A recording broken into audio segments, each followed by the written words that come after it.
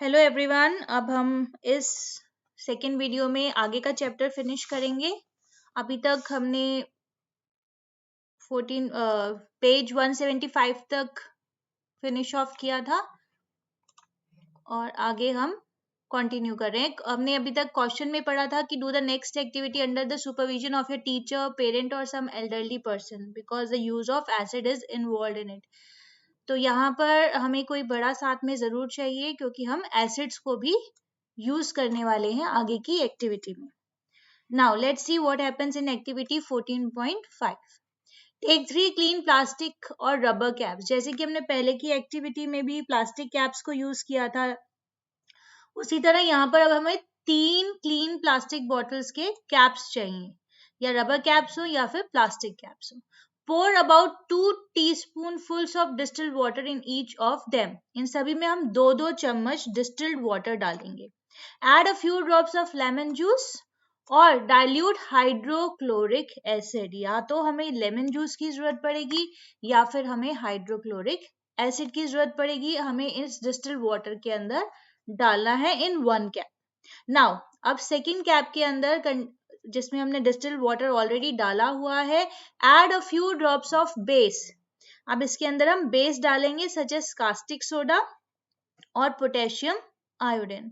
तो अभी तक हमें ये समझ आया कि हमने फर्स्ट कैप के अंदर जो है एक एसिड को यूज किया है।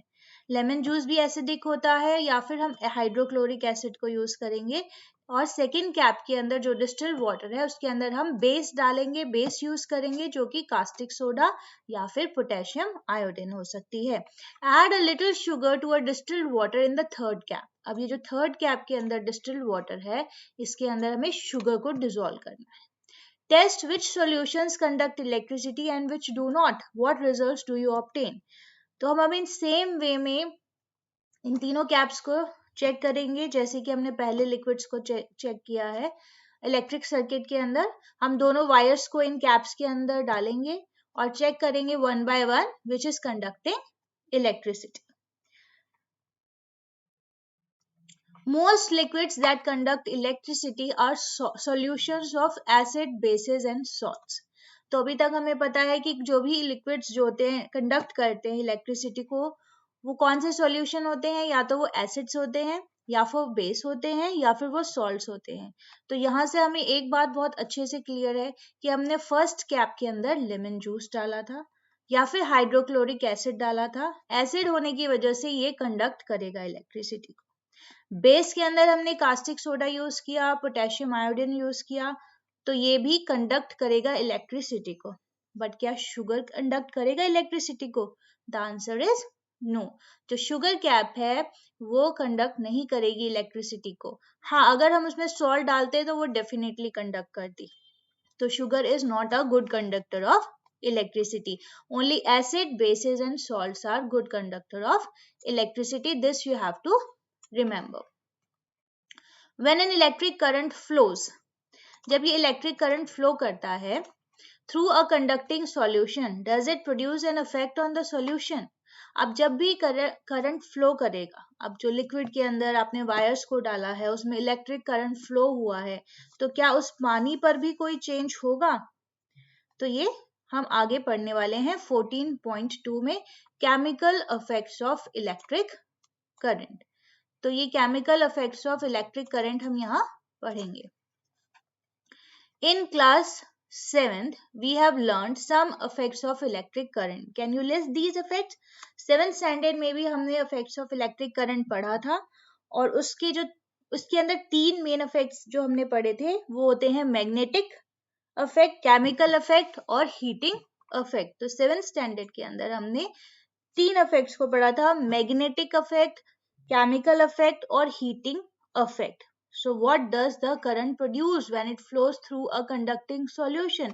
यहाँ पर एक क्वेश्चन पूछा गया है कि कौन सा effect produce होता है when a current flows through a conducting solution. उस solution के अंदर कौन सा effect produce होता है? तो इन तीनों में से जो chemical effect है वो यहाँ पर आएगा आपका। What effect does the current produce when it flows through a conducting solution? The answer is chemical effect. तो आगे भी हम देखेंगे कि कैसे वो केमिकल इफेक्ट होता है। In activity 14.6 take out carbon rods carefully from discarded cells. कोई भी बेकार सेल जो आपका डिस्कार्डेड सेल है उसमें से आपको कार्बन रॉड्स को बहुत ध्यान से निकालना है। Clean there metal caps with sand paper. और जो उसके ऊपर की जो मेटल कैप्स होती है, यहाँ पे भी आप देख रहे हैं, ये जो मेटल कैप्स हैं आपको इसको सैंड पेपर से अच्छे से क्लीन करना है, रब करना है। Wrap copper wires around the metal caps of the carbon rods and join them to a battery. तो ये जो आपने क्लीन की है कैप्स, इसके चारों तरफ आप अच्छे से ये वायर्स को रैप करेंगे। तो ये वायर्स को चारों तरफ घुमाना है, अच्छे से लगाना है और एक एक करके यहाँ बैटरी से आपको कनेक्ट करना है दोनों टर्मिनल के साथ। ये जो कार्बन रॉड्स होती हैं हम इन्हें कहते हैं electrodes. Join them to a battery, we call these two rods electrodes. तो हम इन्हें इलेक्ट्रोड्स कहते हैं। ये जो कार्बन रॉड्स आपने निकाली है और आपने इनकी मेटल कैप्स को क्लीन करके लगाया है वायर के साथ, तो ये आपके इलेक्ट्रोड्स रेडी हो गए हैं। Instead of carbon rods, you may take 2 iron nails about 6 centimeter long. लेकिन अगर in case carbon rods available ना हो तो आप आयरन नेल्स यानी कि लोहे की कीलें भी यूज कर सकते हैं जो कम से कम 6 सेंटीमीटर लॉन्ग बड़ी होनी चाहिए। Pour a cup full of water in a glass or a plastic bowl. तो यहाँ पे आप चाहे ग्लास बाउल ले लीजिए या प्लास्टिक बाउल ले लीजिए, उसके अंदर आप 1 कप पानी का डाल लीजिए। Add a teaspoonful of salt or a few drops of lemon juice. या तो आपको salt लेना है या फिर आपको lemon juice लेना है to water to make it more conducting, जिससे कि वो अच्छा कंडक्टर बन जाए। हमने पहले भी पढ़ा है कि एसिड, बेसिस और सॉल्ट अच्छे कंडक्टर्स होते हैं, इसलिए या तो आप सॉल्ट यूज करेंगे या फिर आप लेमन जूस को एज एन एसिड यूज करेंगे। Now immerse the electrodes in these solution. So what are electrodes? ये जो आपकी कार्बन रॉड्स हैं ये आपके इलेक्ट्रोड्स हैं, जिसे आपको इस बीकर के अंदर जो भी आपने लिया है उसके अंदर आपको इमर्स करना है, यानी कि डुबो देना है अच्छे से। Make sure that the metal caps of the carbon rods are outside the water. लेकिन आपको जब ये डालना है, ये केमिकल बनाना है, उससे पहले आपकी ये जो कार्बन रॉड्स है ये बाहर होनी चाहिए। Wait for 3 to 4 minutes. आप 3-4 मिनट्स के लिए वेट करेंगे। ऑब्जर्व द इलेक्ट्रोड्स केयरफुली, और उसे ध्यान से देखेंगे। Do you notice any gas bubbles near the electrodes? तो आपको ये श्योरिटी रखनी है ये जो मेटल कैप्स हैं ये पानी में इमर्स नहीं होनी चाहिए, ये बाहर रहनी चाहिए और ये नीचे का जो पोर्शन है पूरा पानी के अंदर इमर्स होना चाहिए फॉर 3 to 4 मिनट्स। 3-4 मिनट के लिए आप इसे डुबो कर रखेंगे। And observe the electrodes carefully. क्या होता है? Do you notice any gas bubbles near the electrodes? क्या इन इलेक्ट्रोड्स के साइडों पे कुछ गैस बबल्स आएंगे? यस, इनके साइड्स पे आपको कुछ गैस बबल्स देखने के लिए मिल सकते हैं। And can we call the change taking place in the solution a chemical change? क्या हम इसे chemical change कहेंगे? Recall the definition of chemical change that you learned in class 7. अब class 7 के अंदर हमने chemical change की definition को पढ़ा था। वो definition कहती है कि chemical change के अंदर जो है new substance form होता है। तो यहाँ पर जो है chemical change take place कर रहा है, क्या यहाँ पर केमिकल चेंज हो रहा है? द आंसर इज यस, यहाँ पर केमिकल चेंज होगा। यहाँ पर जो आपने पानी यूज किया है उसका फॉर्मूला है H2O, तो ये जो पानी है आपका डिवाइड हो जाएगा हाइड्रोजन और ऑक्सीजन में। ये जो आपका पॉजिटिव इलेक्ट्रोड है यहाँ पर आपको ऑक्सीजन बबल्स देखने को मिलेंगे और ये जो आपका नेगेटिव इलेक्ट्रोड है यहाँ पे आपको हाइड्रोजन बबल्स देखने के लिए मिल सकते हैं। तो यहाँ पर आपके जो H2 है, जो आपका पानी है, वो हाइड्रोजन और ऑक्सीजन में डिवाइड होगा। केमिकल चेंज बन रहा है क्योंकि एक नया सब्सटेंस फॉर्म हो रहा है। Now in 1800 a British chemist William Nicholson 1753 to 1815, ये इसका बर्थ और डेथ टाइम बताया गया है। Shown that if electrodes were immersed in water and a current was pass, bubbles of oxygen and hydrogen were produced. तो इसने ये discovery की थी कि ये जो अगर हम पानी के अंदर करंट को पास करते हैं तो पानी जो है, जो H2O है, वो ऑक्सीजन और हाइड्रोजन में डिवाइड हो जाएगा, उसके बबल्स आ जाएंगे. Oxygen bubbles formed on the electrode connected to the positive terminal. ये जो ऑक्सीजन है ये आपके पॉजिटिव टर्मिनल के पास होगी. पॉजिटिव टर्मिनल के साथ जो आपने इलेक्ट्रोड को कनेक्ट किया है वहां से इसके बबल्स फॉर्म होंगे. Of the battery and hydrogen bubbles formed on the other electrode. और ये जो आपके हाइड्रोजन बबल्स हैं ये आपके नेगेटिव इलेक्ट्रोड के पास फॉर्म होंगे. The passage of an electric current through a conducting solution causes chemical reactions. तो ये जो इलेक्ट्रिक करंट है जब ये कंडक्ट होता है सॉल्यूशन में तो केमिकल रिएक्शन होते हैं. As a result, bubbles of a gas may be formed on the electrodes. और इसका रिजल्ट क्या होता है, आपको कैसे पता चलता है? Bubbles of a gas may be formed on the electrodes. जो इलेक्ट्रोड्स हैं इनके आसपास आपको बबल्स नजर आएंगे, गैस के बबल्स नजर आएंगे. Deposits of metal may be seen on electrodes. कुछ तरह का मेटल डेपोजिशन भी हो सकता है. मेटल में be seen on the electrodes. हो सकता है उस इलेक्ट्रोड के ऊपर कोई ऐसी मेटल कोटिंग हो जाए. Changes of colour of the solution में अकर. ये जो सॉल्यूशन है ये अपना रंग भी बदल सकता है. Changes of the colour of solution may occur. The reaction would depend on what solution and electrodes are used. ये सारा इस चीज पे डिपेंड करता है कि आप कौन सा सॉल्यूशन यूज कर रहे हैं, कौन से इलेक्ट्रोड्स यूज कर रहे हैं, तो उस हिसाब से केमिकल चेंजेस होंगे. These are some of the chemical effects of the electric current. तो ये सारे जो हैं chemical effects of electric current हैं. तो ये सब आपको अच्छे से याद रखना है जो कि आपके बाद में बहुत काम आने वाला है. Bujo decided to test whether some fruits and vegetables also conduct electricity or not. तो बूजो सोचता है क्यों ना हम फ्रूट्स और वेजिटेबल्स को भी चेक करें कि क्या वो कंडक्ट करते हैं इलेक्ट्रिसिटी या फिर नहीं. He cut a potato into two halves and inserted the copper wires of a tester into it. तो उसने क्या किया, एक आलू को काट लिया है, बीच में से आधा कर लिया है, and inserted the copper wires of a tester into it. और उसने जो कॉपर वायर्स की जो दोनों वायर्स है पॉजिटिव नेगेटिव को, उसको अलग अलग पोटैटो के अंदर दूर दूर डाल दिया है. Just wires of the tester. Just then his mother called him. उसकी मम्मी ने उसको बुलाया and he forget to take out the wires of the tester inserted into the potato. अब उसकी मम्मी ने उसको बुला लिया है और वो भूल गया है इस टेस्टर को देखना थोड़ी देर के लिए. Tester inserted into the potato. When he came back after half an hour, वो आधे घंटे के बाद आता है. He noticed that there was a greenish blue spot on the potato around the wire. तो उस जो पोटैटो के जो एक वायर है उसके साइड्स पे ग्रीनिश ब्लू कलर का जो है उसको कलर देखने को मिलता है. whereas there was no such spot around the other wire. लेकिन वो एक ही वायर के पास उसको ये केमिकल चेंज नजर आता है, लेकिन दूसरी वायर के पास कोई ऐसा चेंज उसे नहीं दिखता. He was surprised with this observation and along with पहेली repeated this activity many times. तो वो बहुत ही हैरान होता है और पहेली के साथ उसने इस एक्टिविटी को कई बार रिपीट किया. उसने बार बार इस एक्टिविटी को करके देखा. They found that it was always the wire connected to the positive terminal. जो वायर पॉजिटिव टर्मिनल से कनेक्टेड थी उसी के आसपास उन्हें ये चेंज देखने को मिला है. They felt this discovery was very useful because it could be used for identifying the positive terminal of a cell or a battery concealed in a box.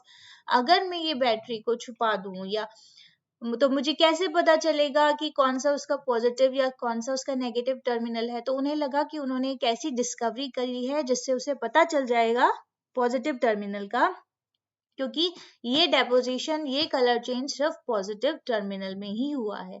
They decided to report their finding to a children's magazine. और उन्होंने ये बात children magazine में बताई.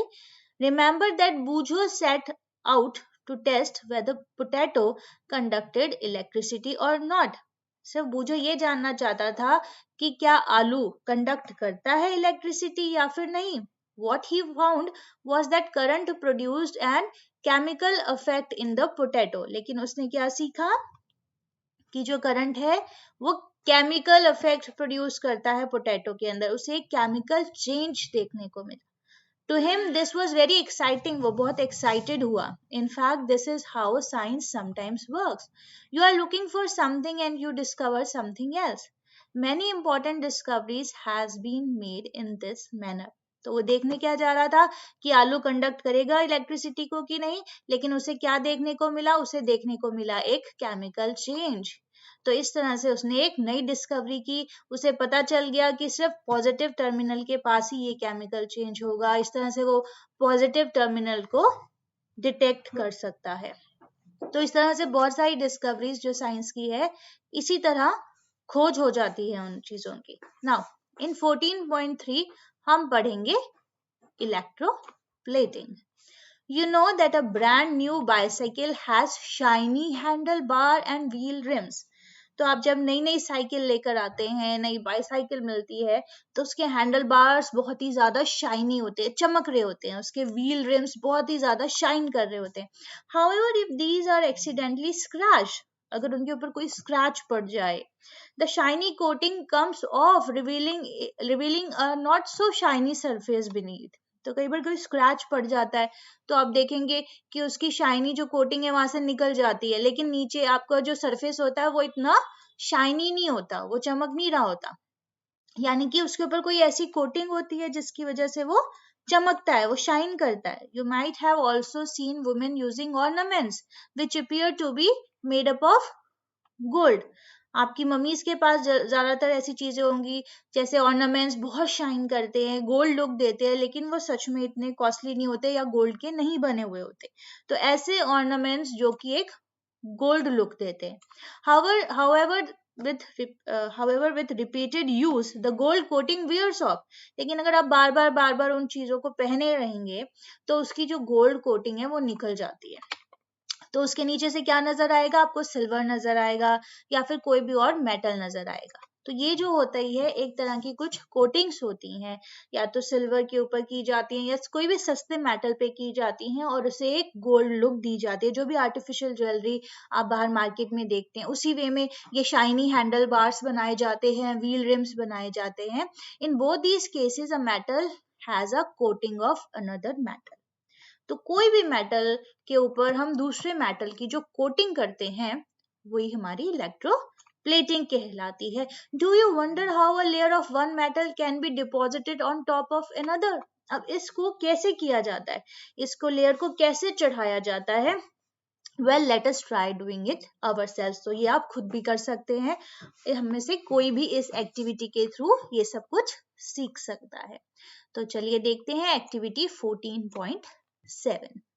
तो अब electroplating करने के लिए, कोटिंग करने के लिए आपको क्या क्या चाहिए? We will need copper sulphate और 2 copper plates of size around 10 centimetre into 4 centimetre. इस साइज की या तो आपको कॉपर सल्फेट या फिर कोई भी 2 कॉपर प्लेट्स चाहिए। Take 250 ml of distilled water in a clean and dry beaker. तो हम एक साफ सुथरा सूखा हुआ बीकर लेंगे, उसके अंदर डिस्टिल्ड वाटर डालेंगे। Dissolve 2 teaspoons of copper sulphate. यहाँ पे हमने इसके अंदर कॉपर सल्फेट यूज करना है। याद है हम क्यों डालते हैं कॉपर सल्फेट? क्योंकि वो ज्यादा कंडक्टिंग हो जाए। Add a few drops of dilute sulphuric acid to copper sulphate solution. अब पहले पानी के अंदर आपने क्या डाला है? आपने डाला है कॉपर सल्फेट। अब हम इसके अंदर कुछ बूंदे किसकी डालेंगे? सल्फ्यूरिक एसिड की डालेंगे। आपको पता है एसिड जो है और ज्यादा कंडक्टिंग बना देगा उस लिक्विड को। To copper sulphate solution to make it more conducting, इससे वो और ज्यादा कंडक्टिंग हो जाएगा। So clean copper plates with sandpaper. तो जिस तरह से हमने पहले इलेक्ट्रोड्स को ऊपर उनके टॉप को सैंड पेपर से क्लीन किया था, वैसे ही यहाँ पे हमने कॉपर प्लेट्स को भी अच्छे से साफ कर लेना है, सैंड पेपर के साथ उसे रब करना है।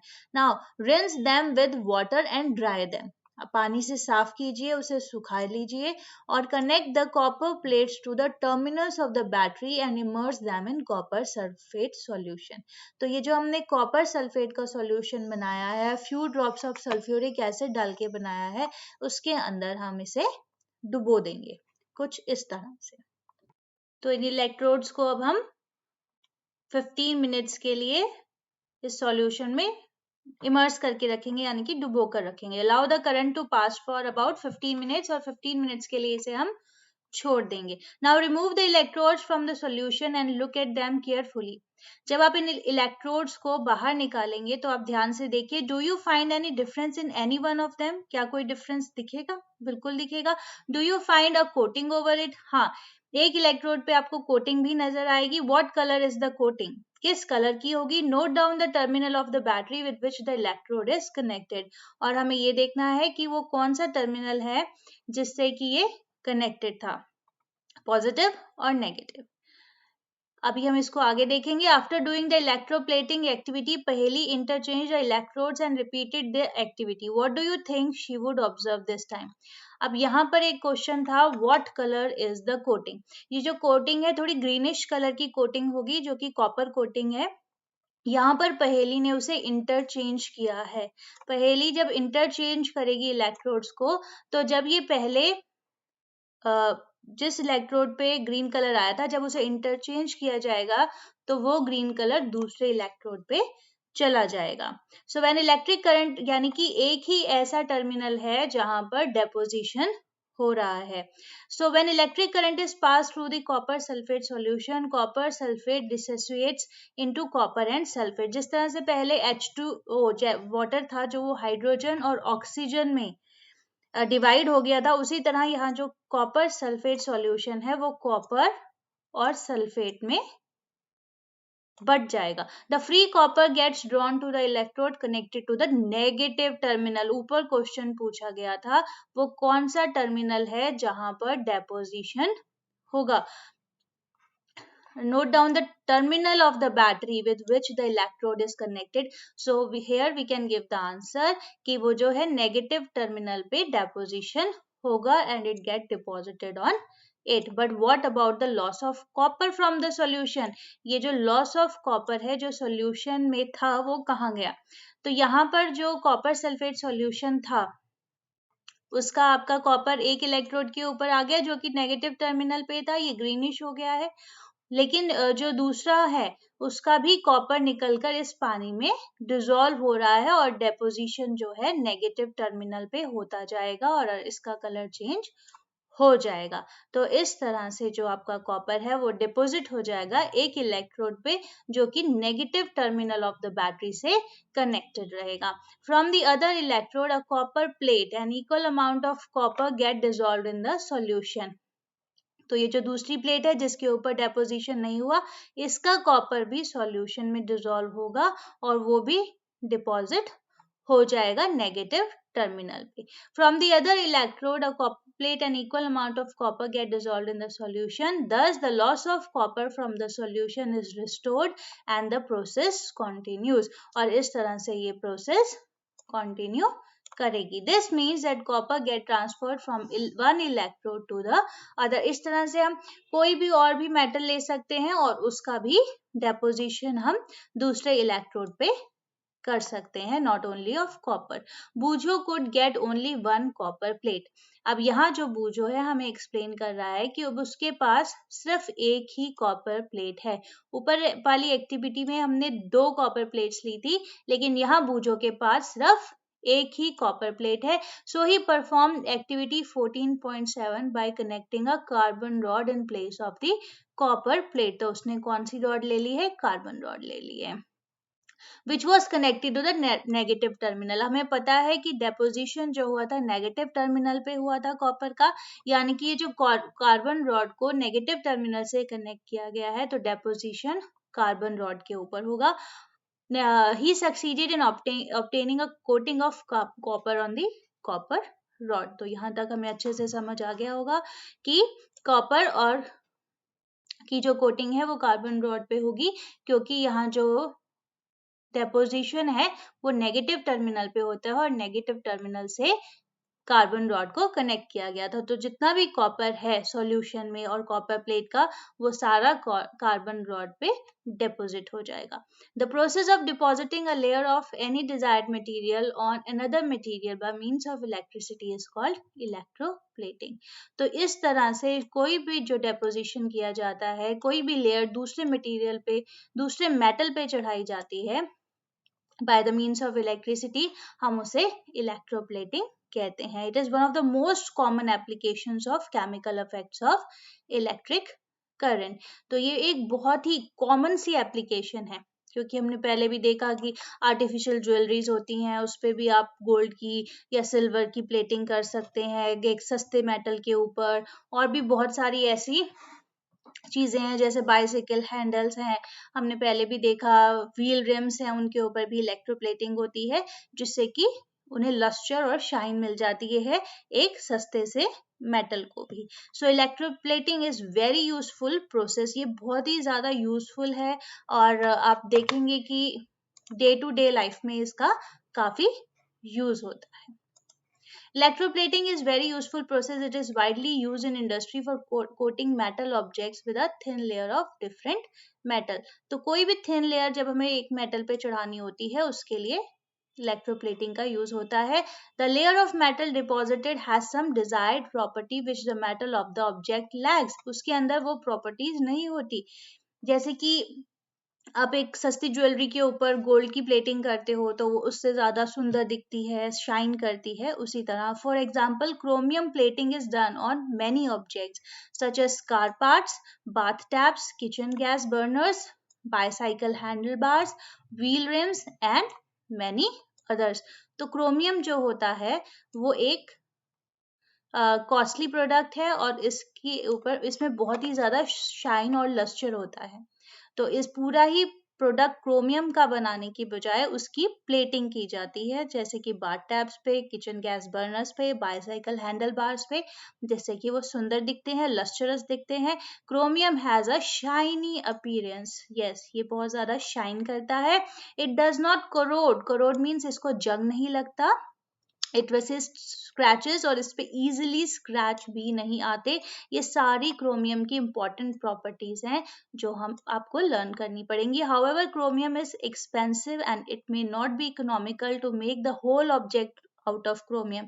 तो हम पूरा ऑब्जेक्ट क्रोमियम से नहीं बना सकते, वो काफी ज्यादा एक्सपेंसिव हो जाएगा, बहुत ही ज्यादा कॉस्टली होगा, लोग उसे अफोर्ड नहीं कर पाएंगे। इसलिए हम उसकी एक थिन लेयर को उस ऑब्जेक्ट के ऊपर चढ़ाते हैं। So the object is made from a cheaper metal, एक सस्ते मेटल से बनाया जाता है। And only a coating of chromium over it is deposited, और उसकी सिर्फ एक कोटिंग उसके ऊपर दी जाती है। Jewellery makers electroplate silver and gold on less expensive metals. अब ये जो ज्वेलरी मेकर होते हैं वो सिल्वर और गोल्ड जैसे महंगे मेटल्स को लेस एक्सपेंसिव मेटल्स पे इलेक्ट्रोलिसिस के जरिए उसकी प्लेटिंग करते हैं। These ornaments have the appearance of silver और gold but are much less expensive. तो वो दिखने में तो गोल्ड और सिल्वर लगते हैं, लेकिन वो बहुत ही ज्यादा एक्सपेंसिव नहीं होते। Tin cans use for storing food are made by electroplating tin और ऑन टू आयरन। अब जो भी टिन फूड, केन्ड फूड आता है आजकल जनरली सभी के लोगों में देखने को मिल जाता है, तो ये जो इलेक्ट्रोप्लेटिंग से आयरन के ही डिब्बों के ऊपर टिन की एक कोटिंग चढ़ाई जाती है। So tin is less reactive than iron. अगर आप आयरन के अंदर खाना रखोगे, कुछ गीला प्रोडक्ट रखोगे तो उसमें रस्टिंग होगी, लेकिन टिन जो है वो ये लेस रिएक्टिव होता है और इससे आपका जो खाना है डिब्बे के अंदर खराब नहीं होता। दस food does not come into contact with iron and is protecting from getting spoiled. तो ये खराब नहीं होता। ये सारे ही इंपॉर्टेंट पॉइंट्स हैं। Iron is used in bridges and automobiles to provide strength. However, iron tends to corrode and rust. लेकिन ये जो है लोहा जो है बहुत ही जल्दी रस्ट, इसको जंग लग जाता है, करोड हो जाता है। So a coating of zinc is deposited on iron. तो आयरन के ऊपर किस चीज की यहाँ पे डेपोजिशन किया जाएगा? जिंक का, to protect it from corrosion and formation of rust. तो इससे corrosion से और rust दोनों से बचेगा। In the electroplating factories, the disposal of the used conducting solution is a major concern.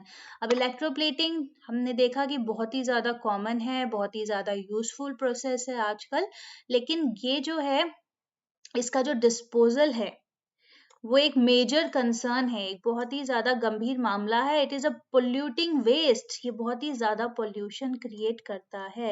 And there are specific disposal guidelines to protect the environment. तो इसे dispose करने के लिए, जो इसका पॉल्यूशन वेस्ट है उसे डिस्पोज करने के लिए स्पेशल गाइडलाइंस इशू की गई हैं, जिसे फॉलो करना बहुत ज़रूरी है। So specific disposal guidelines are there, जिसे कि फॉलो करना बहुत ज़रूरी है अगर आप अपनी एनवायरनमेंट को बचाना चाहते हैं।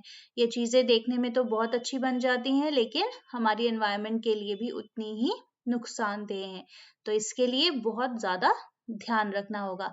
तो इसके साथ ही हमारा चैप्टर यहाँ पर ख़त्म होता है। मेरी नेक्स्ट वीडियो में पीपीटी के थ्रू आपको इसके नोट्स मिलेंगे। If you like the video, kindly like, share and subscribe. Thank you so much.